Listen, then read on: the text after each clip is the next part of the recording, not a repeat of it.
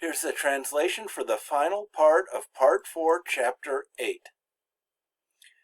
Il le tient pour elle. So we have tenir as a verb. He holds it for her.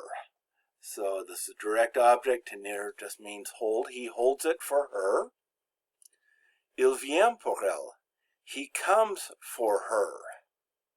Oh, that's a straightforward sentence. Elle se tient à côté de lui.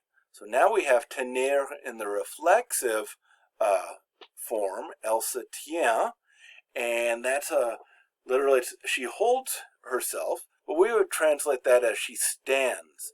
Elle se tient à côté de lui, she stands next to him. So se tenir is the normal way of saying to stand. Il tient la main à elle. He holds the hand to her, literally, that doesn't make sense in English. It means he holds her hand. Elle vient, mais lui, il reste derrière. So here we've got elle and lui as disjunctive verbs used for emphasis. So that would be she is coming, but him, he's staying behind. Now we might not want to emphasize the LL. We might want to just say something like she's coming, but him, he's staying behind.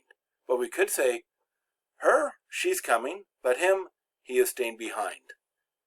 Both those translations capture that idea.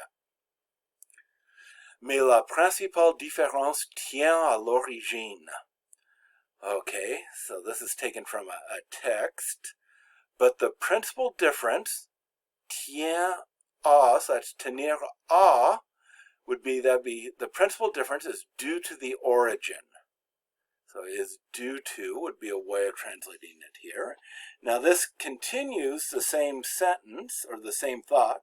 L'un tient à la décision de l'organisateur. One literally holds to the decision of the organizer, but we would say due to. One is due to the decision of the organizer. L'autre au besoin de la foule.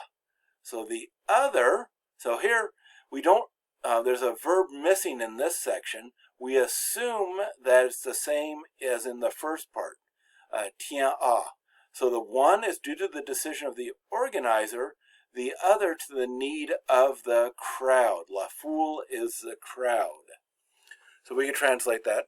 The one is due to the decision of the organizer, the other to the need of the crowd, or the second part we could put in the verb that's missing, the other is due to the need of the crowd. Now, if we had these two sentences next to each other, we might go back and say, okay, I understand what this means more now. So we might want to change à l'origine to their origin. So it's, but the principal difference is due to their origin, because that's how we would tend to say it in English rather than the origin. The one is due to the decision of the organizer, the other to the need of the crowd.